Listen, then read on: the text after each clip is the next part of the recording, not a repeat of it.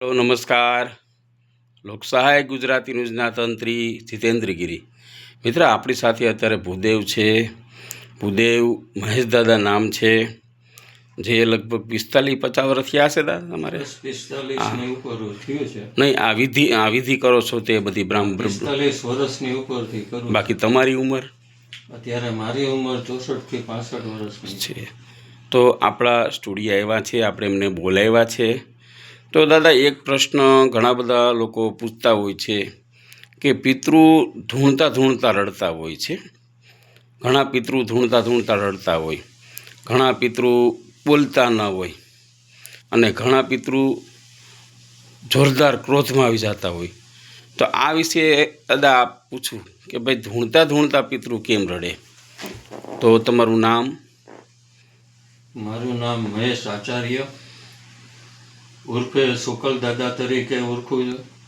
હમણાં જ ચૈત્ર મહિનો ગયો, તો ચૈત્ર મહિનાની અંદર પિતૃઓના મહિનાઓ આપણે જોઈએ તો કારતક, ચૈત્ર અને ભાદરવો મહિનો હોય છે.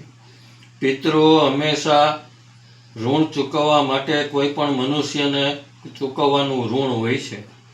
તો પિતૃઓ શું કામ રડે છે? ઘણી વખત નાની ઉંમરના પણ પિતૃઓ ગુજરી ગયા હોય, એની કોઈ પણ પ્રકારની અપેક્ષા હોય. ઘણી વખત પ્રેગ્નેન્ટવાળી મહિલા હોય અને પ્રેગ્નેન્ટ થઈ ગયા બાદ એને કોઈ પણ સંતાન થયું હોય અને એ ગુજરી ગઈ હોય, અને કોઈ પણ સમયે ગુજરી ગયા પછી એના બાળકની અંદર એનું જીવાત્મા ચોટેલો હોય, એટલે કે એની સાથે એની અપેક્ષા હોય. જ્યારે એ બાળક ધીરે ધીરે મોટું થતું હોય ત્યારે એની મા છે એના આશીર્વચન આપવા માટે પણ એ રડતા હોય છે ઘણી વખત. કારણ કે એને જે મા તરીકેના જે એને વાલ આપવાનું હોય એ ઉંમરની અંદર એને આપી શક્યા નથી. બીજા દ્વારા એ બાળક મોટું થયું હોય ત્યારે કોઈ પણની અંદર, એટલે કોઈ પણ મનુષ્યની અંદર નાના મોટા કોઈ પણની સાથે એ ધૂણતા એની પરીક્ષા પણ લેવાતી હોય.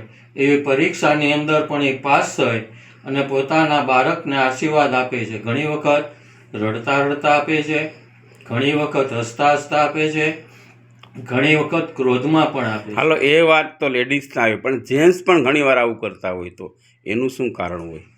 જેન્ટ્સની અંદર એવું છે કે અત્યારના યુગની અંદર પોતાના મા બાપના જે કંઈ વચનો પાળવા માટે એના દીકરા દીકરીઓ કોઈ પણ માનતા નથી હોતા.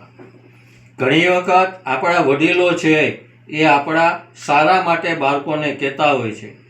એની જે અપેક્ષા હોય કે મારું બાળક છે એ ઉત્તરોત્તર મારી કરતાં પણ સવાયું થાય, અને એની જે અપેક્ષા હોય તો એ બાળક એ પૂરું નથી કરી શકતો, ત્યારે એને અતિશય એના આત્માને દુઃખ થાય છે.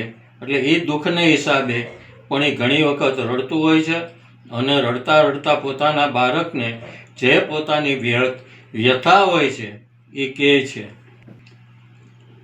ઘણી વખત બને છે એવું, કોઈ પણ પુરુષની અંદર આપણે જોઈએ છે કે પોતાના બાળકોને માટે એને ઘણા સપના સેવેલા હોય છે.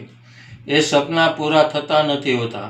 ઘણી વખત કોઈ પણ કારણોસર એનું મૃત્યુ થાય, એક્સિડન્ટની અંદર થતું હોય, કોઈનું મર્ડર દ્વારા થતું હોય, કોઈએ ખવડાવી દીધું હોય, પીવડાવી દીધું હોય, કોઈ પણ કુદરતી અકસ્માત રીતે કોઈ પણ રીતે એનું મૃત્યુ થયું હોય, તે એની જે અપેક્ષા હોય એ પૂરી કરવા માટે પણ એ પોતે તત્પર થઈ પોતાના બાળકોને એ કહે છે. ત્યારે હસતા પણ એ કહે છે, રડતા પણ કહે છે, અને પોતાની જે વ્યથા હોય એને આશીર્વાદ આપવા માટે એ પોતે પણ સાથે ઘણી વખત બને છે.